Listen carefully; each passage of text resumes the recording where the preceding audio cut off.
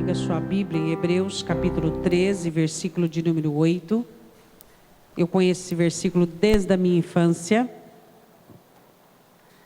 Hebreus capítulo 13, versículo de número 8. O escritor escreve sobre o Senhor Jesus Cristo que Ele é o mesmo. No princípio era o Verbo estava com Deus, o Verbo era Deus, e todas as coisas foram feitas por meio dele, e sem ele nada do que foi feito se fez. Hebreus 13, 8 diz: Jesus Cristo é o mesmo, ontem, hoje e para sempre, eternamente. Amém? Ele é o mesmo. Podemos assentar abrindo comigo a sua Bíblia em Marcos capítulo 5.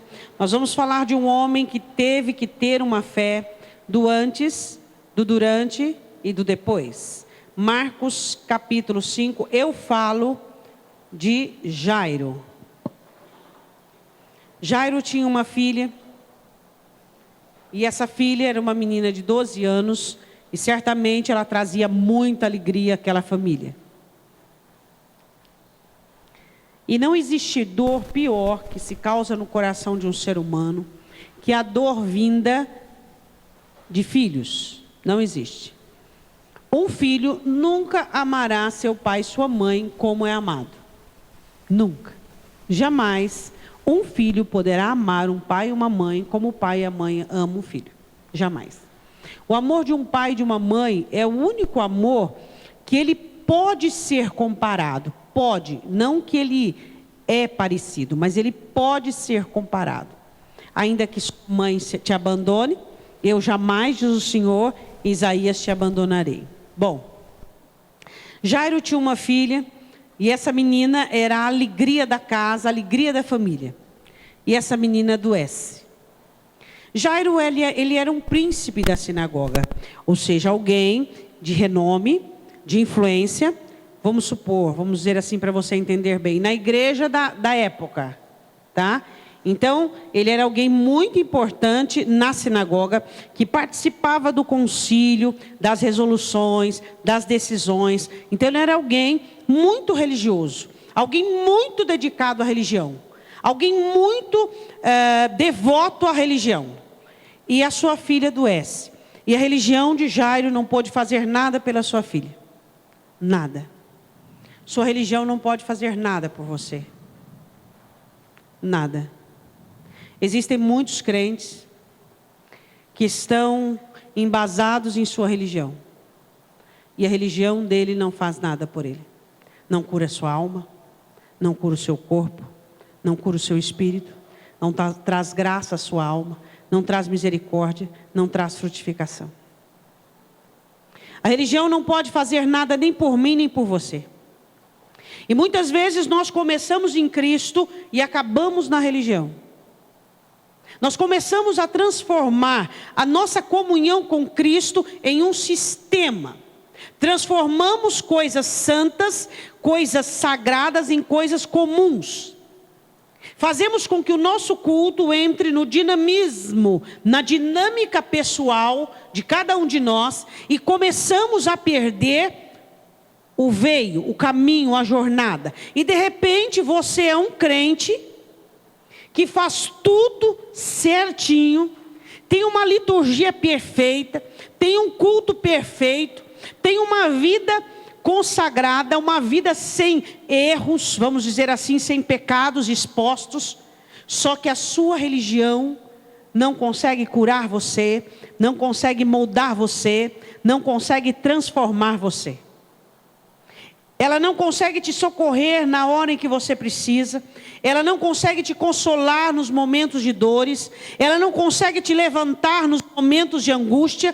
Porque a religião, ela não pode fazer nada por nós. Ela é apenas um sistema.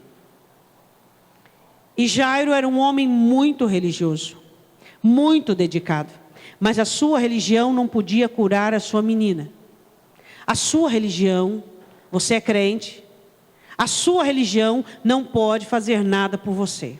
não pode curar o seu corpo, não pode curar a sua mente, a sua religião não pode animar você, a sua religião não pode te levantar, a sua religião não te consola, a sua religião só te faz religioso, convencido, te faz apenas um autoconfiante, te faz apenas alguém que confia em si mesmo, que confia em suas reservas, confia em seus atributos particulares. Agora, Jesus Cristo, Ele não faz o que nós precisamos, mas faz tudo o que nós precisamos. Ele nos molda, Ele nos cura, Ele nos transforma, Ele nos exorta, Ele nos levanta, Ele nos sustenta, Ele nos dá crescimento, porque a religião é morta e Cristo é vivo, hoje, ontem, hoje e eternamente. Quantas vezes você tem visto cristãos desesperados no momento de aflição, manifestando um comportamento de incredulidade, porque não perceberam que a sua comunhão com Deus deixou de ser viva num Cristo vivo, num Cristo que cura, que transforma, e passou a uma religião morta, uma religião cujas regras governam. Um dia o Senhor diz a Isaías: a comunhão de vocês comigo não passam de mandamentos. Vocês ouvem e faz, vocês ouvem e faz. O Senhor diz: eu quero o coração de vocês, eu quero a alma de vocês, eu quero a intimidade de vocês, eu quero a paixão de vocês, eu quero as lágrimas, os sorrisos, a alegria, a tristeza, eu quero as dores, eu quero as aflições, eu quero fazer parte do convívio de vocês. Eu vos criei humanos. A religião engessa, ela enrijece, ela faz você se tornar metódico, ela faz você se tornar legalista, ela faz você se tornar acusativo, autoconfiante, seguro demais, ao ponto de não perceber erros, falhas, titubeios, de não ponderar e analisar que vazio você está. E na hora que a aflição vem, você somente ali percebe que tudo certinho, que tudo corretíssimo que você faz, não passa de uma religião.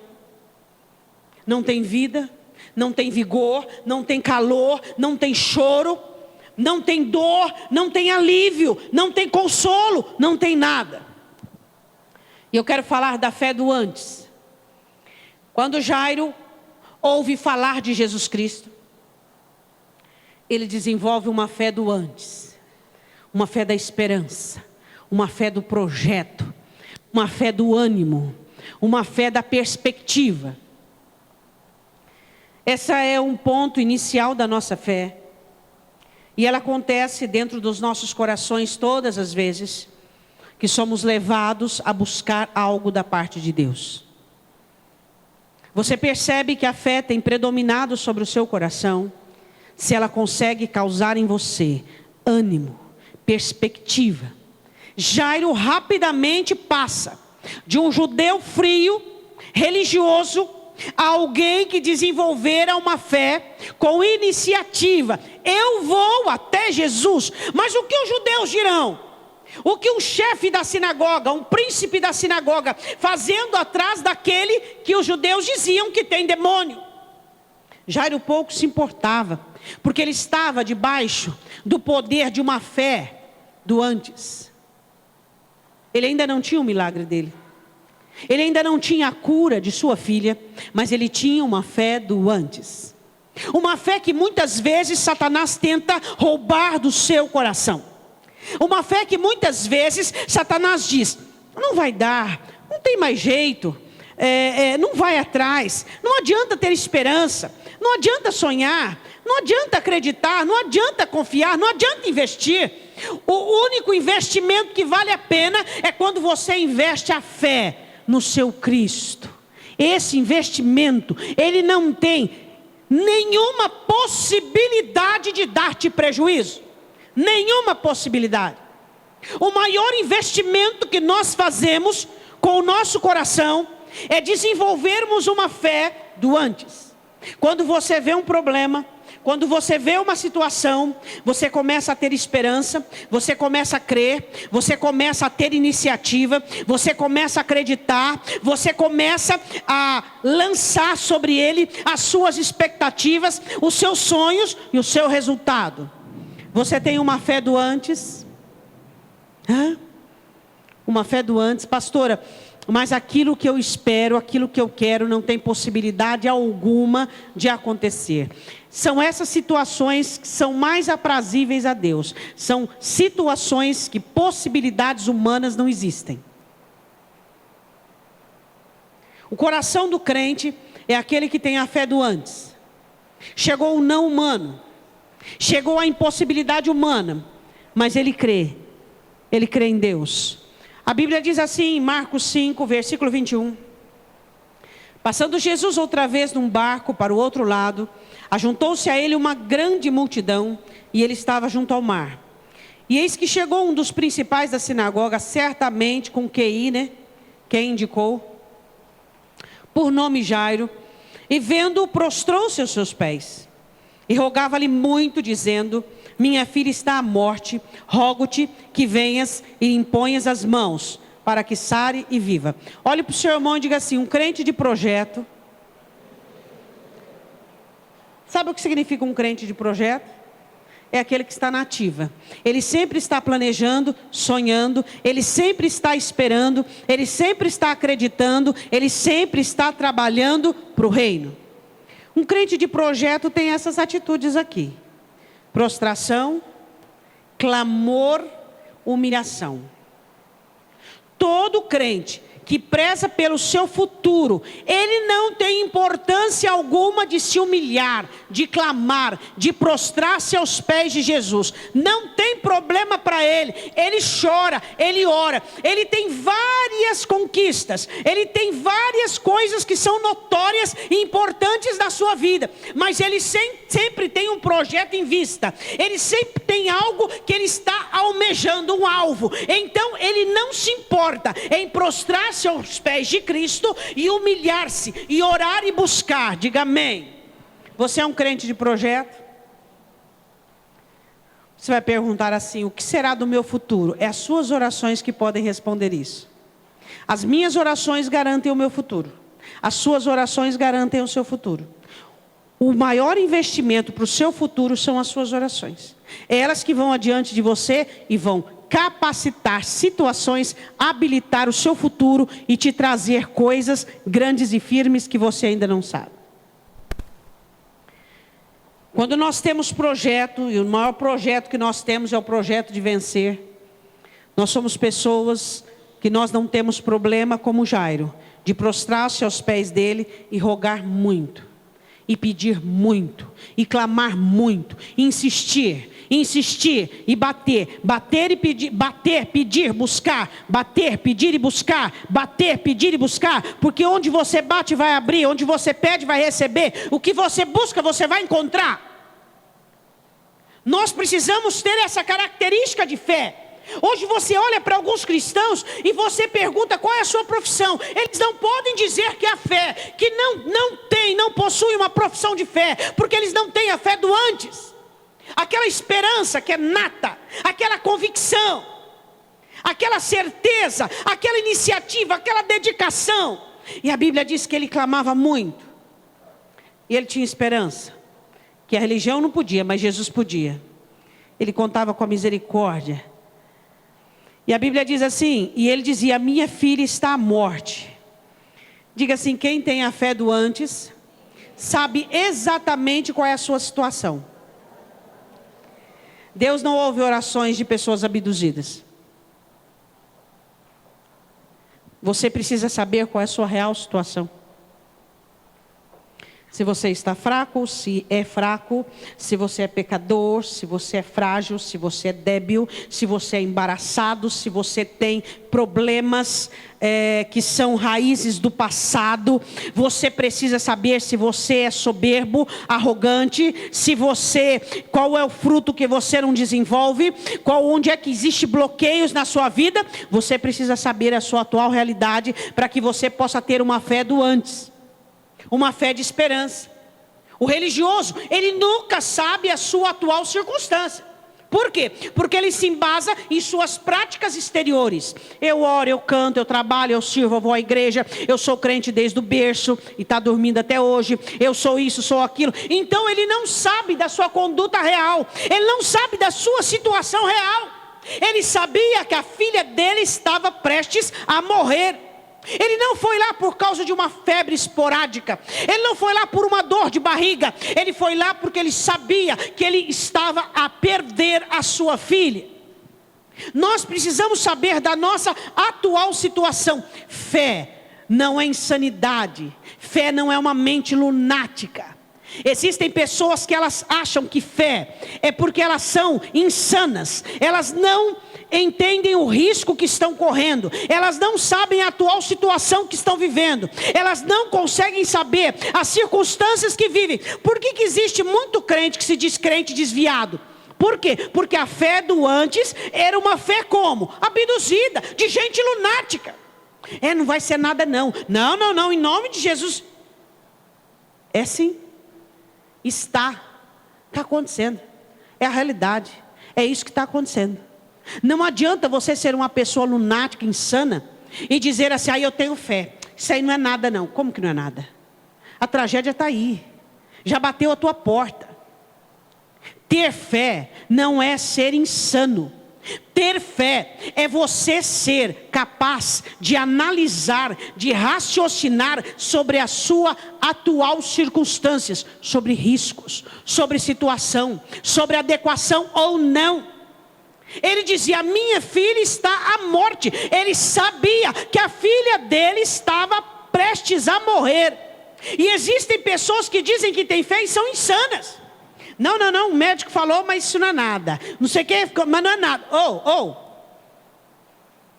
Isso aí para você é fé ou insanidade? O que é fé? Fé é você saber da sua situação, da sua atual circunstância, e você lutar sobre a sua verdade.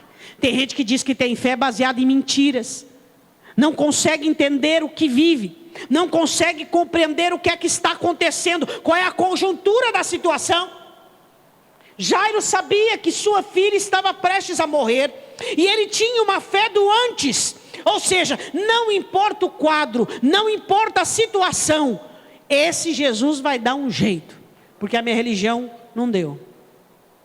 Sua religião não faz nada por você. Eu sou crente, o que adianta? Agora se você diz assim, eu sirvo Jesus e eu creio nele todos os dias da minha vida. Ele é vivo dentro de mim, ele me molda, me transforma. Eu tenho paixão por ele, eu tenho amor por ele. Ele encandece minha alma, fogueia meu coração. Jesus Cristo é a minha vida. Jesus Cristo é o meu baluarte, é o meu alicerce, é a minha estrela da alva. Ele é meu Senhor. Essa é a fé do antes. É uma fé viva. É uma fé viva, operante. Não uma fé contraproducente.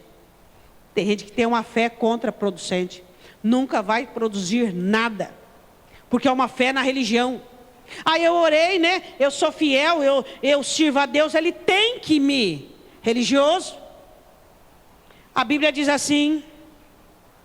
Minha filha está à morte, versículo 23. Rogo-te que venhas e lhe imponhas as mãos para que sare e viva. Ele sabia o que Jesus ia fazer para ressuscitá-la. Ou sará-la, no caso. Você sabe o que Jesus vai fazer para mudar a sua situação? Não, pois devia saber.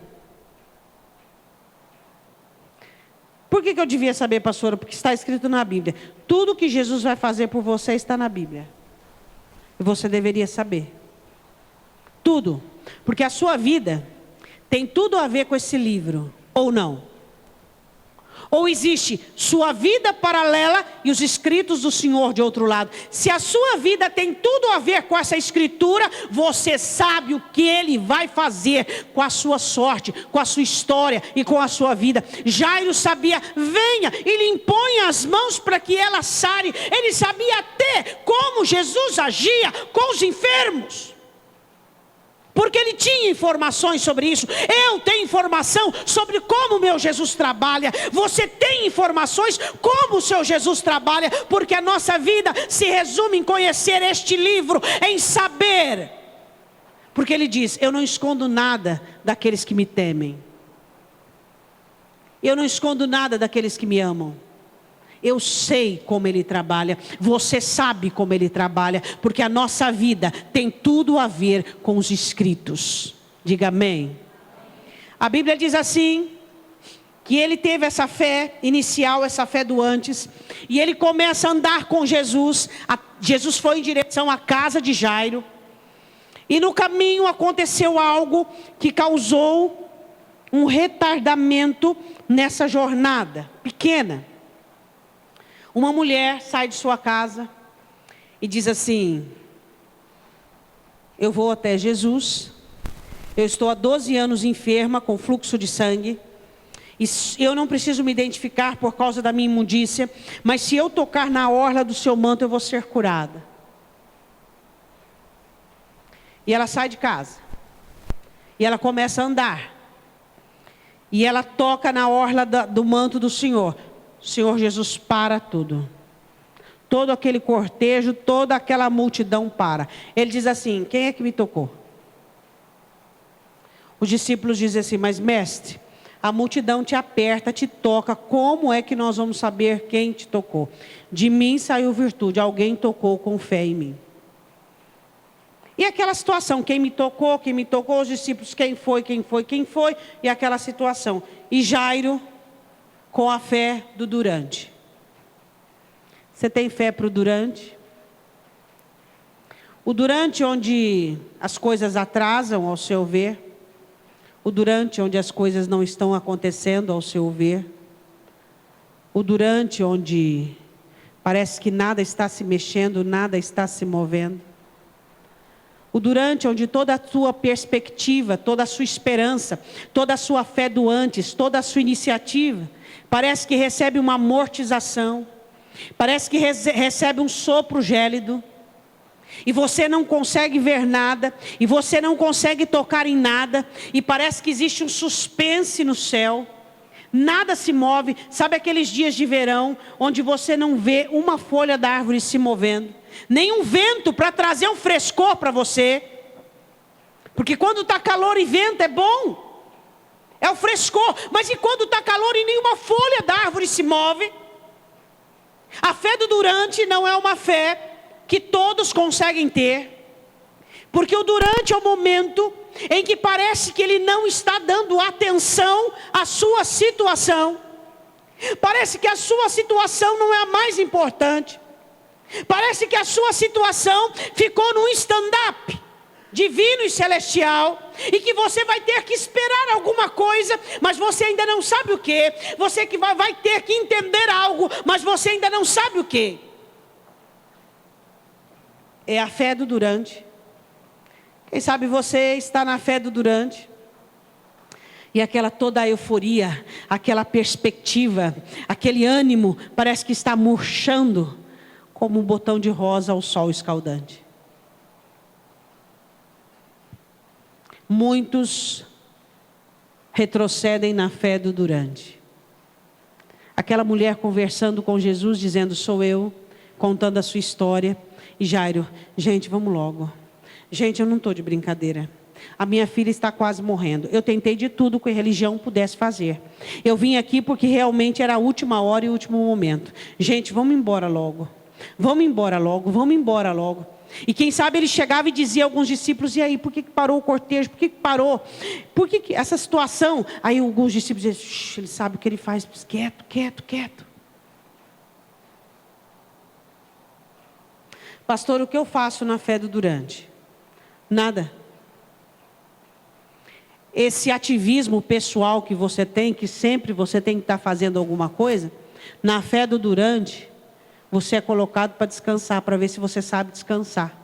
Isaías: no descanso e na confiança estaria a vossa força, mas vocês não quiseram. Isaías capítulo 30.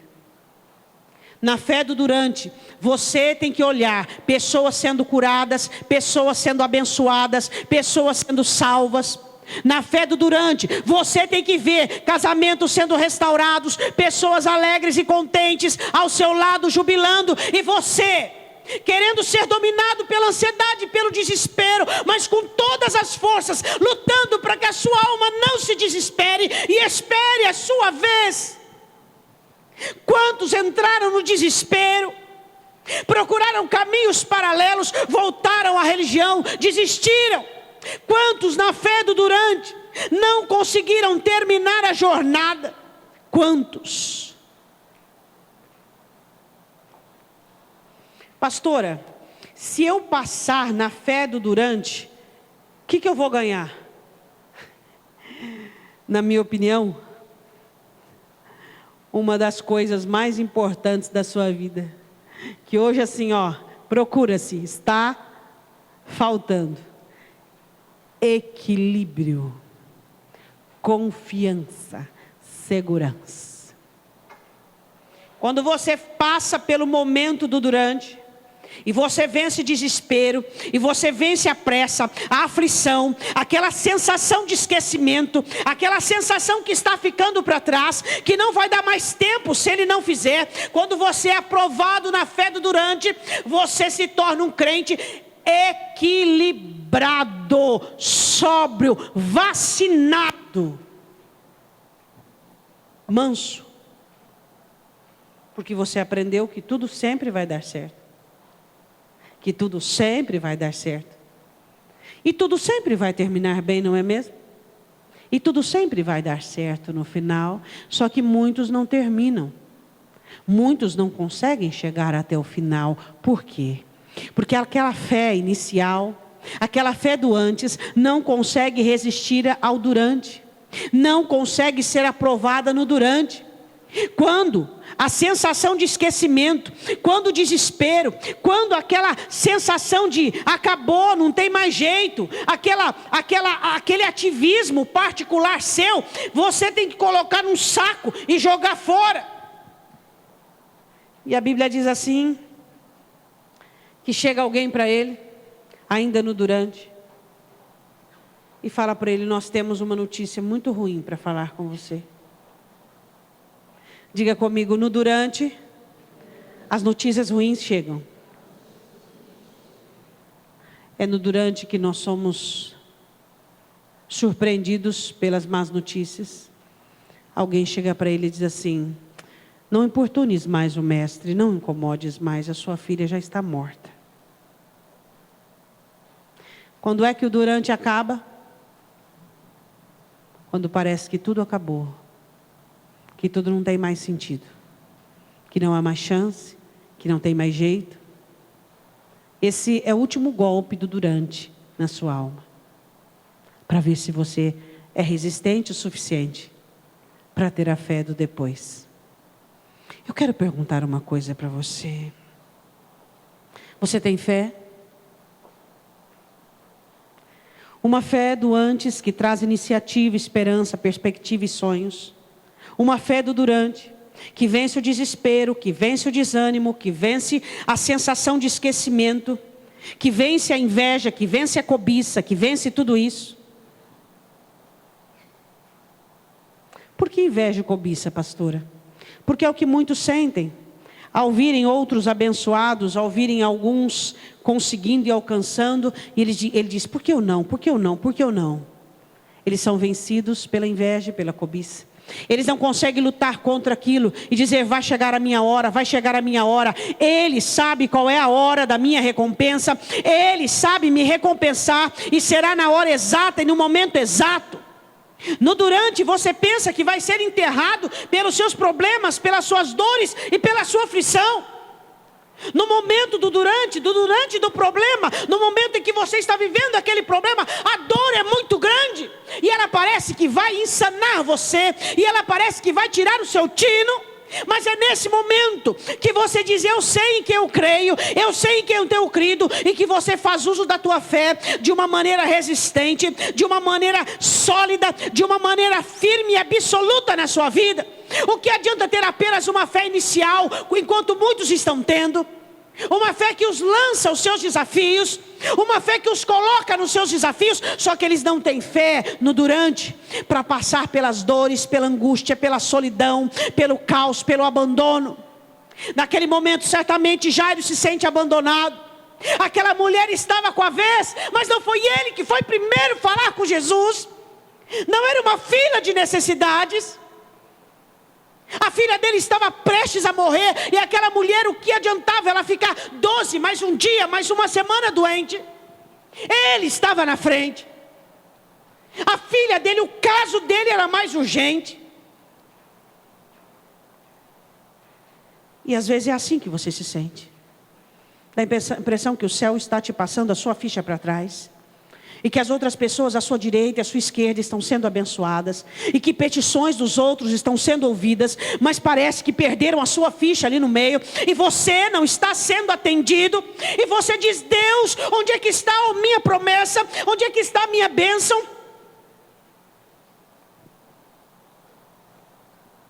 O Senhor Jesus olha para você e diz: a minha bênção eu sei onde está.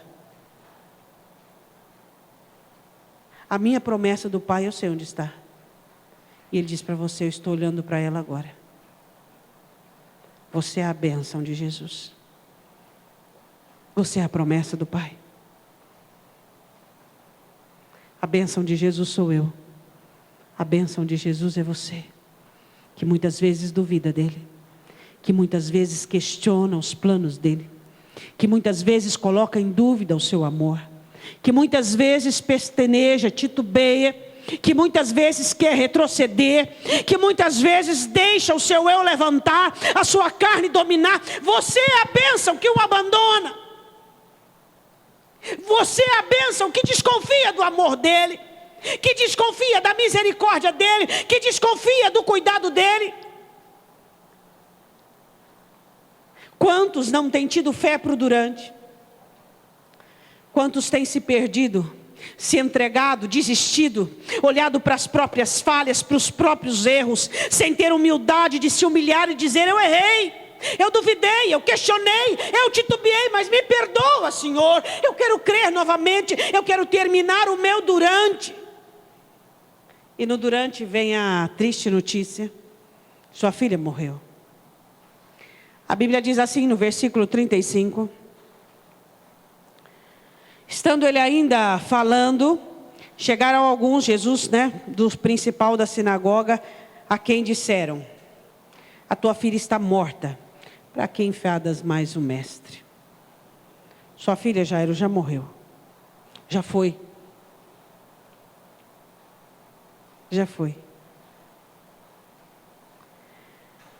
Já foi. Porque Ele gosta de situações impossíveis. Porque Ele é Deus. Ele não vive na minha dimensão, na sua dimensão de tempo, de espaço, de oportunidades, de possibilidades ou de capacidade. Ele vive em outra dimensão, em outra situação. E muitas vezes nós queremos entendê-lo dentro da nossa dimensão de compreensão. Mas a fé faz isso. A fé faz com que você consiga enxergar numa dimensão que te capacita a continuar crendo.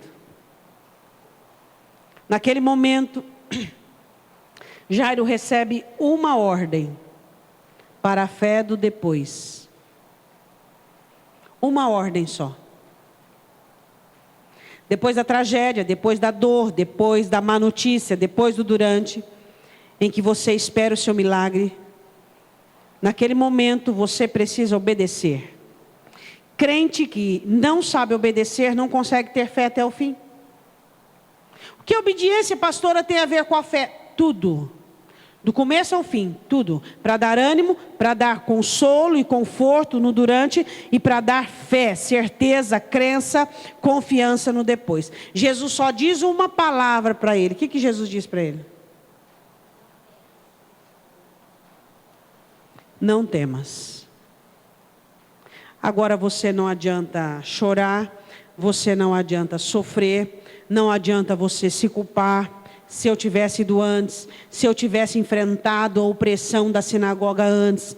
Não adianta você se culpar, não adianta nada. Agora, o que resolve para você é a fé. Crê somente. Nós somos pessoas levadas e conduzidas a aglomerações que são inúteis. Gostamos de tudo muito. E quando estamos no processo do nosso milagre, queremos muito. Queremos sentir muito, queremos pensar muito, queremos saber muito, queremos tudo muito. E Jesus diz que precisamos só de uma coisa. Só de uma coisa. Crer. Você já viveu situações em que você não podia fazer nada a não ser crer? Que você não tinha saída, que você não tinha nada a fazer senão crer em Deus. A fé.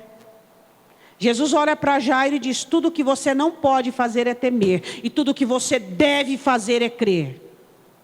Não temas. Por que Jesus fala do temor? Por que Jesus não disse assim: não chores? Ou então, não se culpe. Por que ele disse não temes, não temas? Por quê? Porque o temor é a raiz de todo sentimento nocivo para a alma. O medo de ficar sozinho. O medo de perder é o que nos faz cometer grandes pecados. A nossa dor, o nosso sofrimento de abandono, a nossa dor, ela vem do temor. Tudo nasce no medo. Então Jesus olhou para ele e disse assim: não temas. Não tenha medo de perder sua filha. Não tenha medo de ser um pai totalmente sem ninguém para amar, sem ninguém para cuidar. Creia somente. Crê somente. Diga: eu devo crer somente. Quando você diz crer somente, o que você entende? Será que nós sabemos crer somente? Ô pastor, eu sou muito capaz. Eu não só crer, eu sei muita coisa. Eu sei ir adiante, eu sei dar um jeitinho, eu sei negociar, eu sei pensar, eu sei racionalizar, eu sei também raciocinar, eu sei também temer, eu sei duvidar, eu sei muita coisa. Nós sabemos muita coisa realmente. Mas tudo o que Deus pede para nós, em momentos difíceis, é apenas crer. A sua atividade, o que eu sei, o que você sabe. Jesus, tendo ouvido essas palavras, 36, disse ao principal da sinagoga: não temas, crê somente. Apenas creia, Jairo. Não foi a fé que te trouxe até aqui? Até a minha, a fé do antes? Não foi a fé do durante que te fez esperar eu tratar com aquela mulher? Então, finalize a sua jornada, creia somente. Será que é tão difícil assim, irmãos? O que a religião tem nos dado? Inúmeras alternativas. A religião nos enche de alternativas, nos enche de iniciativa. O religioso é aquele que tem planos para tudo e todas as coisas, e ele faz o seu esquema de vitória, o seu esquema do milagre. Mas no frigir dos ovos, só a fé adianta. Eu não sei, tudo bem. Eu não tenho, tudo bem. Eu não posso, tudo bem. Não consigo, tudo bem. E aí? Eu só creio. Ótimo. Ótimo. O que tem atrapalhado muitas pessoas é achar que sabem demais, que podem demais, que conseguem demais e que são demais. É isso que atrapalha a fé de muitos. De vez em quando você dá um beliscão em você para você lembrar que você é humano. Hã?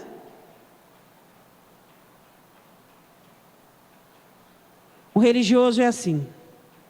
Ele acha que pode demais, que sabe demais, que tem demais.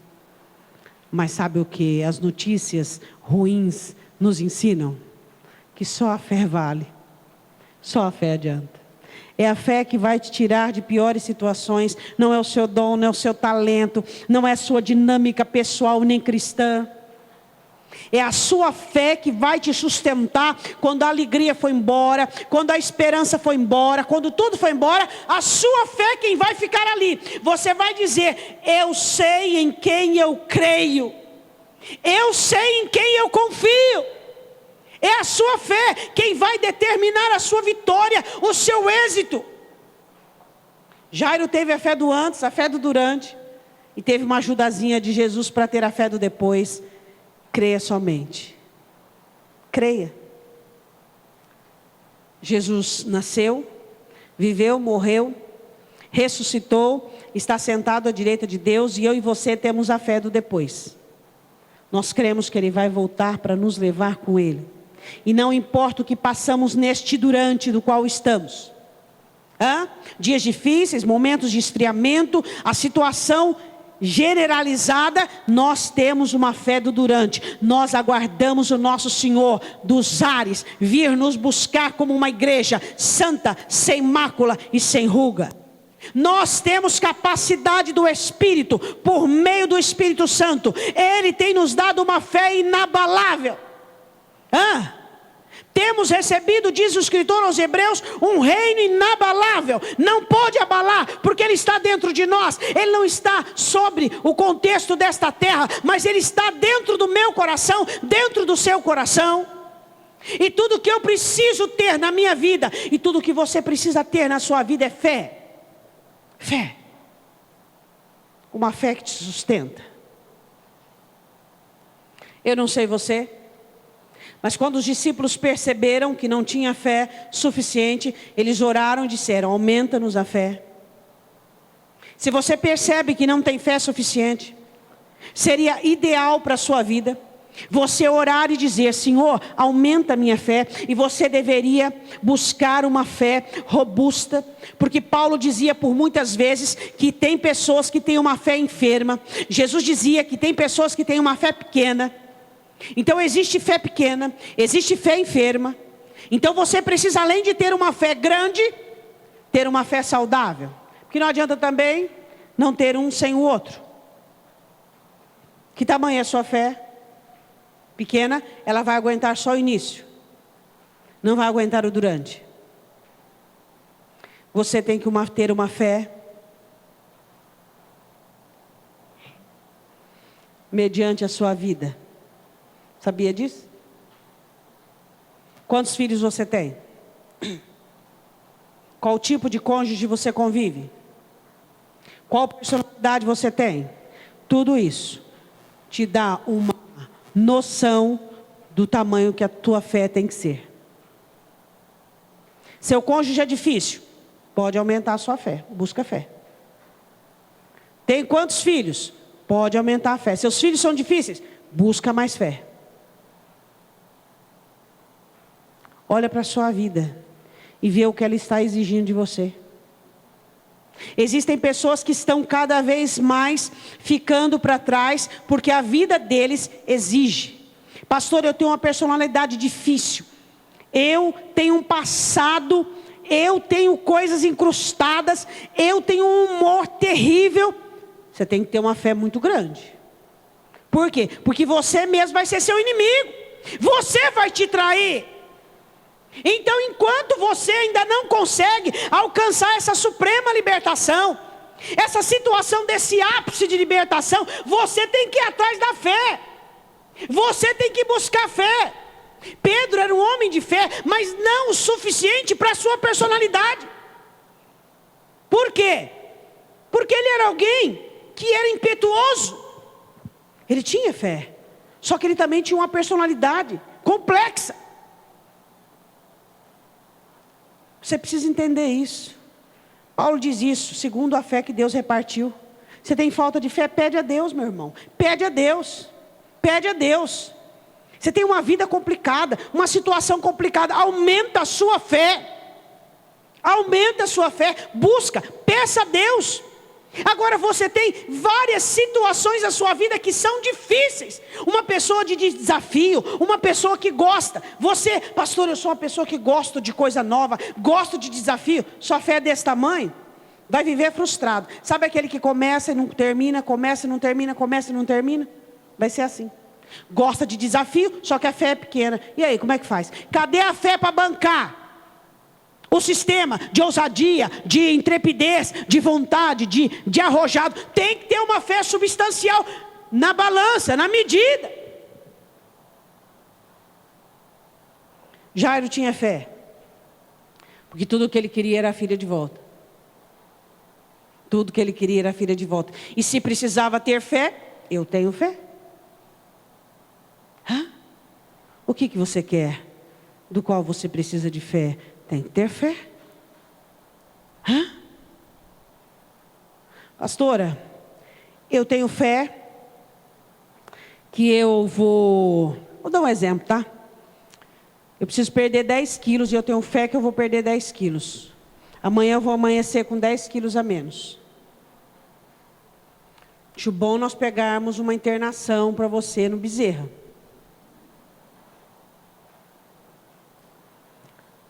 Fé é ação. O que ele fez? Ele continuou a jornada com Jesus até a sua casa. Abriu a porta. Jesus disse: vai ficar comigo Pedro, Tiago e João, o pai e a mãe. Todos os outros que estavam chorando, os pranteadores, mandam embora. Jesus entra na casa e diz: a menina não está morta, ela só dorme. Os outros riam. Ao mesmo tempo que chorou, ria. E entra lá Jairo, a esposa e os 3. E Jesus diz: Talita cumi. Menina, te digo, levanta-te. A menina levantou. Estava com fome. Alimentaram ela. Jairo não perdeu a filha, porque não perdeu a fé. Você não pode perder a sua fé. Ela é tudo que você tem. Você tem que ser alguém de fé, de esforço, de trabalho. A fé do antes, esperança, ânimo, perspectiva. A fé do durante, forte, absoluta, independente de dores, de angústia.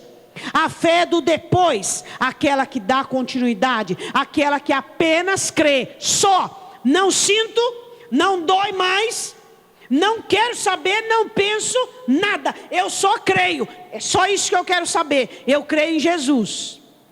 Diga amém. Você tem a fé do antes, a fé do durante, porque está durante o problema, e a fé do depois. Jairo teve a fé dos 3 tempos, porque Jesus Cristo é o mesmo, ontem, hoje e eternamente. Ele é o mesmo. Ele é o mesmo. Ele é o mesmo que opera em todos os tempos.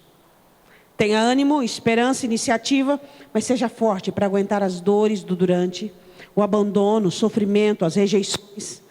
E seja contínuo para a fé do depois. Você sabe que, para nós terminarmos, o que derrubou Davi foi a falta da fé do depois.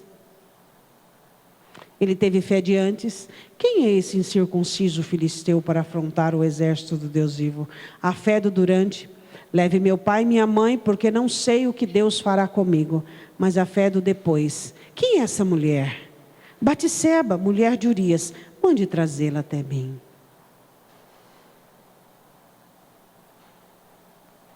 Cuidado com o depois, quando o depois é o seu sucesso. É a notoriedade. Não perca a dependência de Deus. Não perca a consciência. Eu te tirei de trás das ovelhas. Eu te tirei de trás das malhadas. E eu te fiz quem você é. Ele fez quem você é. Ele fez quem eu sou. Nós não podemos nos esquecer disso. Que nós só chegamos até aqui por causa dele. Eu quero que você fique de pé.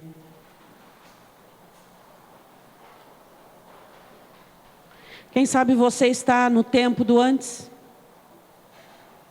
Está começando uma situação. Está todo animado, cheio de esperança. Vai vir o durante.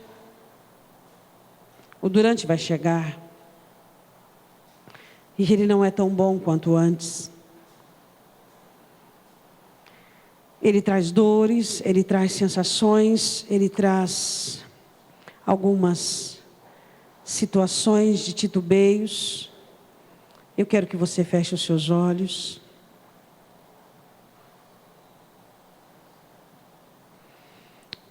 Quem sabe você não consegue ter mais aquelas mesmas atitudes do antes. Prostração, clamor, humilhação. A dor parece que quer dominar a alma. A mente não pensa direito. A alma parece que é dominada pela solidão. E você diz: onde tu estás, Senhor? Onde tu estás? O Senhor me esqueceu? Me esqueceste, Senhor. Não ouve mais o meu clamor, não atentas mais para a minha dor. Oh, Senhor Jesus. Quem sabe você está no tempo do depois, ou como Davi, ou como Jairo. Passou o inverno, a chuva cessou e os pássaros cantam. Não perca a fé. Que a sua fé te lembre de onde Ele te tirou e o que Ele fez por você. Existe uma oração que eu faço todos os dias. Eu digo: que o meu sepultamento seja um dia antes de eu esquecer quem eu sou e quem tu és. Que eu jamais esqueça quem eu sou e quem tu és. Que jamais a religião sequer seja cause rivalidade à tua presença. A religião de Jairo não fez nada por ele, assim nem com a minha, nem a sua. Eu não tenho religião. Mas quem sabe você tem uma religião, porque você não chora mais, não sorri mais, não se alegra mais, não jubila mais, não sente mais, não tem mais comunhão, não tem mais entranhável com Ele. E a fé do depois é aquela que continua a jornada, é aquela que se tranca com Ele na intimidade. Porque o milagre, antes dele ser exteriorizado, antes dele acontecer aos olhos de todos, ele acontece dentro da sua alma. Você vislumbra o milagre antes dele ser concretizado, como o Senhor escreve em Lucas: orando, crendo, recebendo e tendo. Fala ao Senhor que você precisa da fé do antes, da fé do durante e da fé do depois. Diga ao Senhor que você tem que ter ânimo no antes, força no durante e perseverança no depois. Diga ao Senhor. Diga: eu vou terminar minha jornada. Eu vou terminar, Senhor. Eu quero ser reconhecido pela minha fé. Eu quero ser reconhecido pela minha fé em Ti. Eu quero crer em Ti, Jesus. Eu quero crer em Ti, eu quero crer. Espírito de Deus, aumenta a fé deste aprisco. Aumenta a fé das ovelhas do Senhor Jesus. Que não haja titubeio, que não haja dores maiores, que não haja sofrimento. Mas que o Espírito Santo de Deus te abençoe no antes, te dando ânimo. No durante, te dando força. E no depois, te dando perseverança e certeza que aquele que prometeu é poderoso para cumprir. Ele não é homem para que minta, nem filho do homem para que diga e não aconteça. E ele começou, e ele vai terminar. Mas e aquilo outro? E a mente humana, e o coração humano, e as escolhas humanas? Aí eu pergunto: o que são essas coisas diante dele? Nada. Um sopro de fumaça. Você tem fé? Então todas as barreiras e empecilhos que os teus olhos humanos contemplam, nada é diante dele. Nada é para ele. Você crê nisso? Você confia? Diga ao Senhor para que aumente a sua fé.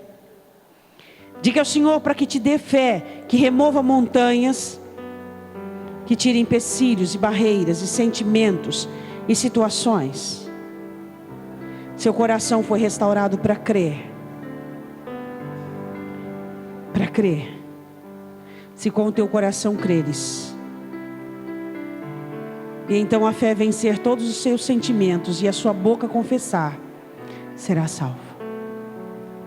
Quero que você levante sua mão direita para o alto. Aquele que morreu por ti na cruz, aquele que ressuscitou ao terceiro dia, aquele que nunca te deu motivos de desconfiança, aquele que te fez uma bênção, aquele que está contigo todo o tempo, aquele que te ama, que te abençoa, aquele que te pergunta nesta noite: porventura te faltou alguma coisa? Este está dizendo para você e para mim: creia somente. Deixe a sua religião de lado e todas as situações que a sua religião embute. Creia somente. Diga assim: eu vou crer. Apenas crer em Jesus Cristo. Amém.